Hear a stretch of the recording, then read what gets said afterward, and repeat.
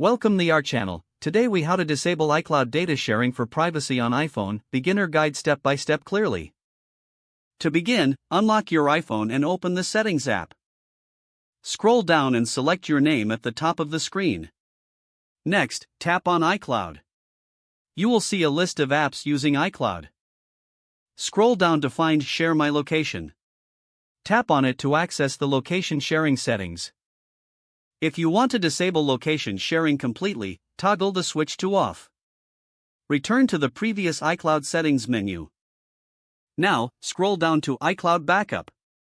Make sure that iCloud Backup is toggled off if you do not want your data to be backed up to iCloud. Next, go back to the main settings menu. Tap on Privacy. From here, select Location Services. Scroll down to check which apps have access to your location data. You can change the settings for each app individually or disable location services entirely. Go back to the Privacy menu. Tap on Tracking. Here, you can choose to allow or block apps from tracking your activity across other apps. Return to the main privacy screen.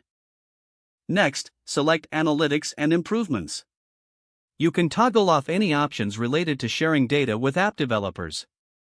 Now, return to the main settings menu once more. Scroll down and tap on App Store. Make sure that Share My Location is turned off. Lastly, ensure that third-party apps that you have installed do not have unnecessary permissions. You have now successfully disabled iCloud data sharing for enhanced privacy on your iPhone. If the page does not load, refresh the browser or try again in a private or incognito window. Make sure you are using the correct email address, then retype it carefully to avoid small typos. If your password is not accepted, use the reset option and create a new strong password you can remember. Check your spam folder for verification or security emails, then complete any requested confirmation steps. Enable two-factor authentication if available to improve account security and reduce unauthorized access risk. After signing in, review your profile details so your contact information and settings are accurate and current. If you see an error message, note it down and try again after restarting your device and internet connection. Log out when you finish, especially on shared devices, to keep your account and payment information secure. If the page does not load, refresh the browser or try again in a private or incognito window.